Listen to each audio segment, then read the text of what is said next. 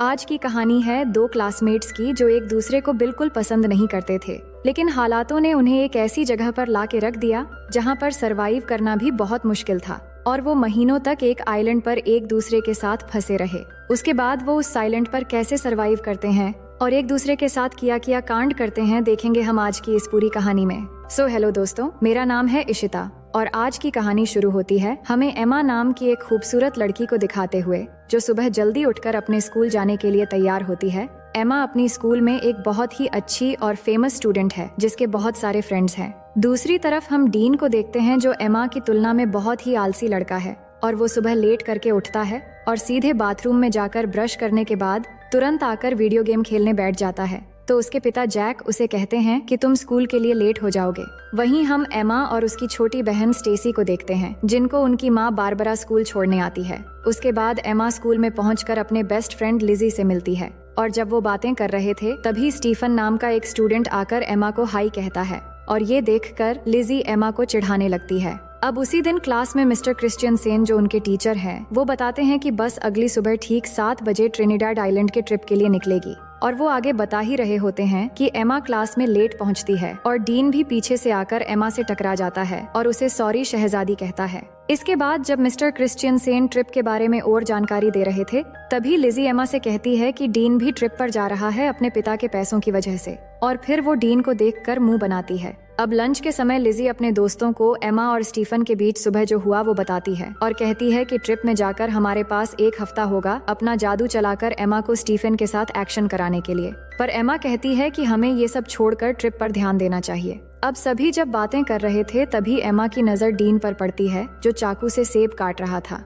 अब थोड़ी देर में मिस कोलियर जो एक टीचर है वो डीन के पास आकर उसे स्कूल में चाकू लेकर आने के लिए डांटती है और फिर उसे प्रिंसिपल के ऑफिस में ले जाती है। फिर लिजी अपने दोस्तों से कहती है कि एमा को डीन जैसे लड़कों के साथ नहीं रहना चाहिए जब स्कूल का एक हॉट लड़का एमा को पसंद करता है। अब अगले दिन सुबह एमा तैयार होती है ट्रिप के लिए और अपने माँ बारबरा और पिता फिल को थैंक यू कहती है उसे ट्रिप पर जाने देने के लिए। दूसरी तरफ डीन ट्रिप पर नहीं जाना चाहता तो उसके पिता जैक उसे कहते हैं कि उसके स्कूल के नियम को तोड़ने के बाद भी उन्होंने कितनी मेहनत की उसे ट्रिप पर जगह दिलाने के लिए, जिसके बाद वो जाने के लिए मान जाता है। अब आगे हम देखते हैं कि मिस्टर क्रिश्चियनसेन सबको बस में चढ़ने के लिए कहते हैं। अब बस में चढ़ते वक्त स्टीफन एमा से पूछता है कि कैसी हो एमा, जिससे लिजी एमा को फिर से चिढ़ाती है पर एमा उस पे ध्यान नहीं देती। अब कुछ समय के अंदर वो ट्रिनिडाड आइलैंड पहुंच जाते हैं और बस से उतरते समय मिस कोलियर सबसे कहती है कि सब कुछ देर पूल में एंजॉय कर सकते हैं पर डिनर से पहले सबको आ जाना है और अगले दिन से प्रोग्राम शुरू करेंगे।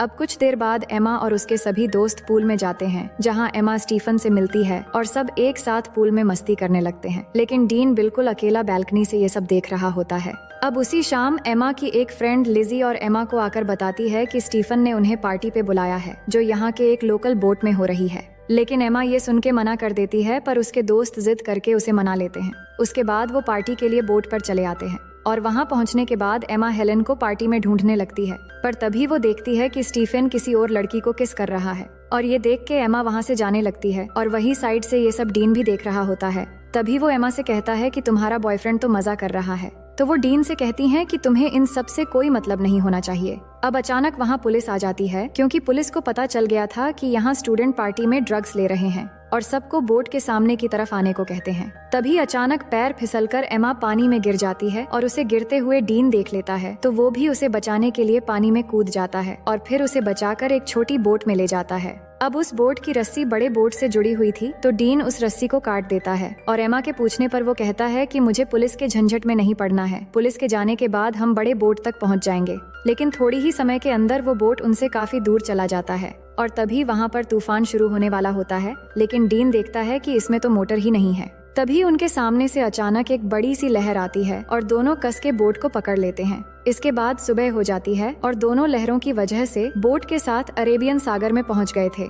डीन का फोन भीग चुका था तो वो एमा को उसका फोन देने को कहता है पर एमा के फोन में नेटवर्क नहीं आ रहा था। फिर एमा डीन से कहती है कि हमें पार्टी बोट का पीछा करना चाहिए था तो डीन कहता है कि चिंता मत करो, कोई ना कोई हमें लेने आ जाएगा। वो बात ही कर रहे थे तभी अचानक एमा को थोड़ी दूरी पर एक आइलैंड नजर आती है जिसके बाद डीन बोट को उस आइलैंड की तरफ ले जाने लगता है और बहुत मुश्किलों के बाद दोनों उस आइलैंड पर पहुंच जाते हैं। और वहां पहुंच के एमा फिर से फोन के नेटवर्क को देखती है, पर वहां भी कोई नेटवर्क नहीं मिलता। फिर डीन को उस बोट पे एक फ्लेयर गन मिलती है, तो वो उसे ले लेता है और फिर दोनों आगे बढ़ने लगते हैं इस उम्मीद में कि आगे जाने पर उन्हें कोई मदद मिल जाएगा।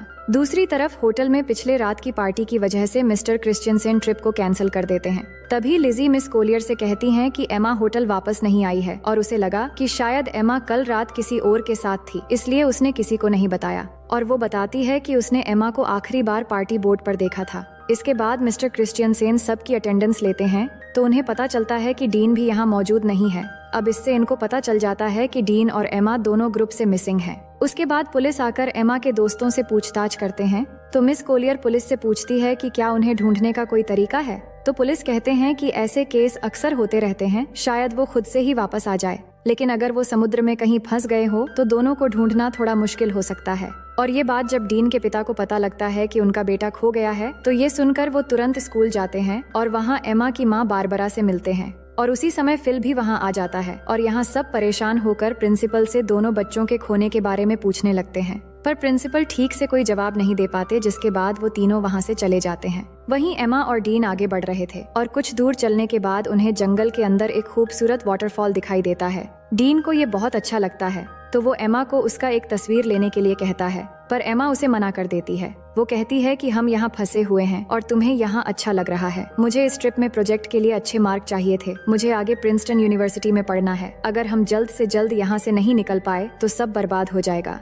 इसके बाद वो आगे बढ़ते हैं और कुछ घंटे बाद वो दोनों इस आइलैंड के बिल्कुल किनारे पे आ जाते हैं, पर अब तक यहाँ उन्हें ना कोई रास्ता मिला था और ना ही कोई मदद। ये देख के वो वापस बोट की तरफ जाने का सोचते हैं। उसके बाद वो दोनों वापस बोट की तरफ जाते हैं और जाकर देखते हैं कि किनारे में उनकी बोट नहीं है। समुद्र की लहर बोट को कहीं ले गया था और अब सिर्फ उन्हें वहाँ एक लाइफ जैकेट मिलता है। फिर आगे हम देखते हैं कि वो पूरा दिन चलते चलते थक चुके थे और सूरज भी डूब जाता है। इसके बाद डीन आग जलाता है और दोनों यहीं पर आज रात रुकने का फैसला करते हैं। डीन देखता है कि एमा को ठंड लग रही है, तो वो एमा को अपनी शर्ट उतार कर दे देता है। फिर दोनों बातें करने लगते हैं कि कल तक शायद हमारे पेरेंट्स हमें ढूंढ कर निकाल लेंगे। अब आगे हम देखते हैं कि सुबह हो जाती है और डीन जागकर देखता है कि एमा यहाँ नहीं है, तो वो उसे ढूंढते हुए जाकर देखता है कि एमा समुद्र के किनारे पर SOS लिख रही है। तो वो पूछता है कि तुम क्या कर रही हो, तो वो कहती है जान बचाने की कोशिश कर रही हूँ और हमें पीने के लिए पानी ढूंढना होगा। उसके बाद डीन स्विमिंग करने चला जाता है और एमा उसे देखने लगती है। दूसरी तरफ होटल में मिस्टर क्रिश्चियनसेन एमा और डीन के बारे में उनके पेरेंट्स को बताते हैं कि पुलिस उन्हें ढूंढ रहे हैं और पुलिस को एक छोटी बोट मिली है जिस पर शायद वो दोनों थे। फिर जैक कहते हैं कि अगर पुलिस कुछ कर नहीं पा रही है तो हम किसी प्राइवेट रेस्क्यू टीम को काम पर लगा सकते हैं, पर मिस्टर क्रिश्चियनसेन कहते हैं कि पुलिस अपना काम अच्छे से कर रही है और वो जल्द से जल्द बच्चों को ढूंढ निकाल लेंगे। वहीं हम देखते हैं कि एमा पीने के लिए पानी ले रही है, तभी उसे अजीब सा कुछ महसूस होने लगता है। उसे लग रहा होता है कि उसके आसपास कोई है और उसे देख रहा है, तो वो घबराकर वहाँ से चली आती है। इसके बाद दोनों मिलकर धूप से बचने के लिए पत्तों से एक छोटी सी झोपड़ी तैयार करते हैं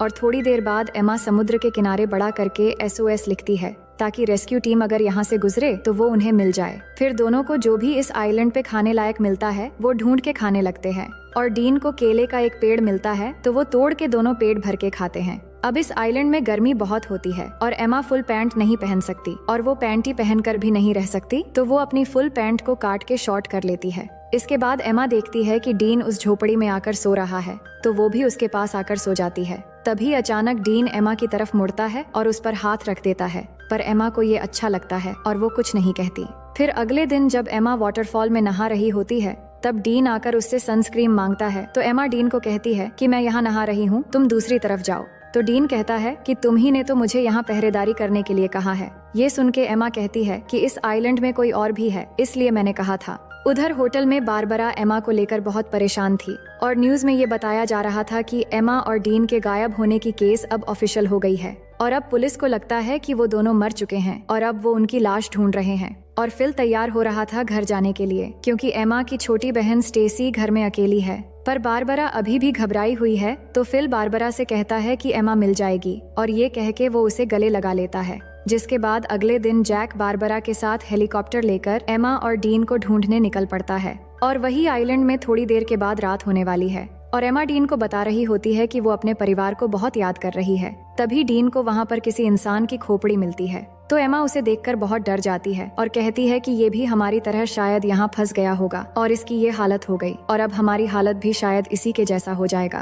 पर डीन उसे कहता है कि ये शायद कोई मछुआरा या फिर कोई स्मगलर होगा जो यहाँ आकर मर गया था, लेकिन हमारे पीछे हमारे पेरेंट्स हैं और हम यहाँ अकेले नहीं हैं। और उसे विश्वास दिलाता है कि अगर हम एक दूसरे के साथ ऐसे ही देते रहेंगे तो हम यहाँ कभी नहीं मरेंगे और एक दिन हम जरूर घर वापस जाएंगे। और ये कहने के बाद वो एमा को किस करने लगता है। एमा पहली बार किसी को किस कर रही थी और उसे अच्छा भी लग रहा था और अब रात भी हो गई थी। फिर क्या होना था, डीन सारी हदें तोड़ देता है और आइलैंड में एक तूफान आता है और इस तूफान को एमा पहली बार एंजॉय करके बहुत खुश थी। फिर सुबह होने के बाद एमा जाग कर देखती है कि डीन यहाँ नहीं है, तो वो डीन को पुकारने लगती है पर वो उसे नहीं मिल रहा था। तो एमा बहुत घबरा जाती है और उसे ढूंढने के लिए जंगल में चली जाती है और थोड़ी दूर आगे जाकर वो देखती है कि डीन एक गड्ढा खोद रहा है। तो एमा को समझ नहीं आ रहा था कि डीन ये क्यों कर रहा है। तभी अचानक एमा गिर जाती है और उसे घुटने पर चोट लग जाती है, जिसके बाद डीन तुरंत उसकी चोट को ठीक करने लगता है और उसे कहता है कि तुम्हें कुछ नहीं होगा। फिर वो दोनों वाटरफॉल में नहाने लगते हैं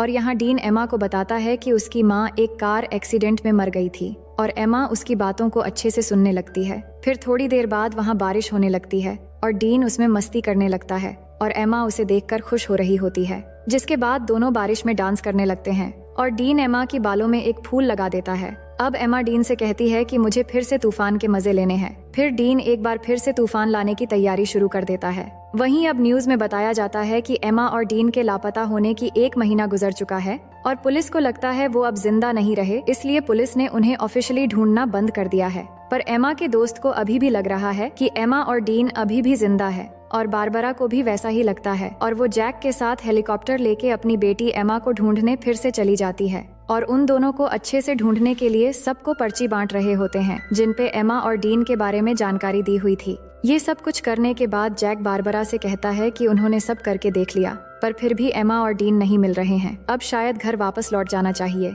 ये सुनकर बारबरा उदास हो जाती है और घर चली जाती है। दूसरी तरफ डीन एमा को हरी रोशनी के बारे में बता रहा होता है, जिसके बारे में उसकी माँ ने उसे बताया था और वो बताता है कि वो रोशनी सूरज के डूबते समय दिखती है, पर डीन ने उस रोशनी को आज तक कभी नहीं देखा है। अब यहाँ उन्हें कुछ और हफ्ते बीत जाते हैं और दोनों आइलैंड के खूबसूरत एनवायरनमेंट के मजे लेने लगते हैं। वो समुद्र में नहाते हैं और बहुत मजे करते हैं और ऐसे ही वो एक दूसरे के बहुत करीब आ जाते हैं और जब भी उनका मन करता है तो वो तूफान और भूकंप के मजे लेते रहते थे। अब ये सब कुछ होने के बाद एमा डीन से पूछती है कि तुमने पहली बार कैसे किया था और वो कौन थी। तो डीन बताता है कि जब मैं स्कूल में था तब मेरा एक दोस्त थी जो मुझसे उम्र में बड़ी थी। अब डीन जानता था कि एमा की ये सब कुछ पहली बार थी, तो वो पूछता है तुम्हें कैसा लगा। तो वो बताती है कि अच्छा था, लेकिन तूफान की वजह से गलत जगहों पर रेत चली गई। इसके बाद एमा कहती है कि मुझे और एक्सपीरियंस करनी है, तो डीन कहता है कि ठीक है। अब आगे हम देखते हैं कि दोनों जंगल में जाते हैं कुछ फल लाने के लिए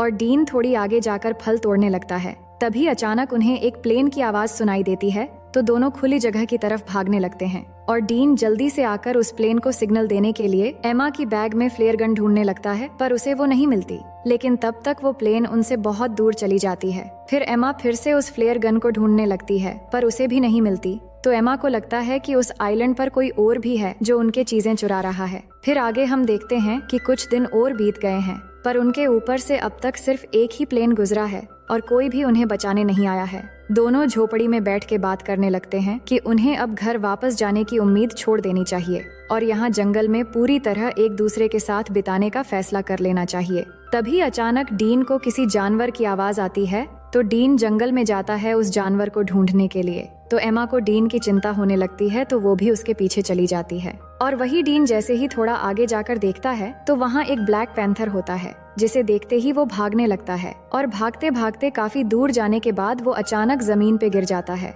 और एमा भागती हुई जब डीन के पास पहुँचती है तो वो देखती है कि डीन के पास खून से लथपथ एक चाकू है और उसने एक ब्लैक पैंथर को मार दिया है। फिर आगे हम देखते हैं कि एमा और डीन के सभी दोस्त और पेरेंट्स उनके बिना ही अपनी जिंदगी की शुरुआत कर लेते हैं और यहाँ एमा और डीन ने भी आइलैंड पर जीना सीख लिया है और इधर ही अपनी जिंदगी गुजारने का फैसला कर लिया है, क्योंकि उन्हें जो उम्मीद थी कि उन्हें कोई बचाने आएगा वो भी अब खत्म हो चुकी थी। उन्होंने शिकार करना भी सीख लिया है और यहाँ पर झोपड़ी बनाकर रहते हैं और सभी उम्मीदें छोड़कर खुशी से एक दूसरे के साथ देते हुए दिन गुजारने लगते हैं। फिर एक दिन एमा उल्टियां करने लगती है तो डीन ये देखकर उसे पूछता है कि क्या तुम प्रेग्नेंट हो?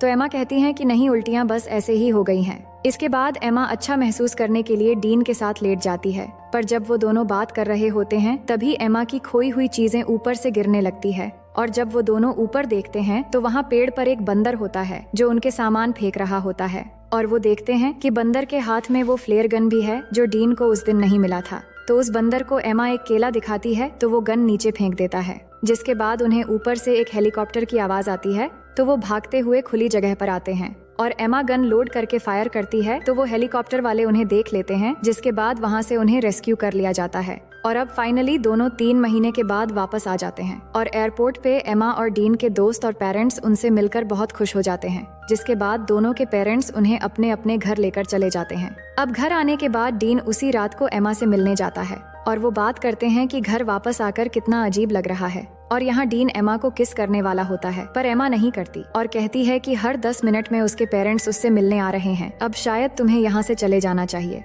और कहती हैं कि हमारे आने की खुशी में मेरे पेरेंट्स ने एक पार्टी रखी है तो तुम्हें भी आना है। फिर अगले दिन पार्टी पे सब जमा होते हैं और एमा के पेरेंट्स सबको कुछ कहने लगते हैं उनके बच्चों के वापस आने पे। इसके बाद स्टेसी डीन से पूछती है कि तुम सबके साथ क्यों नहीं हो?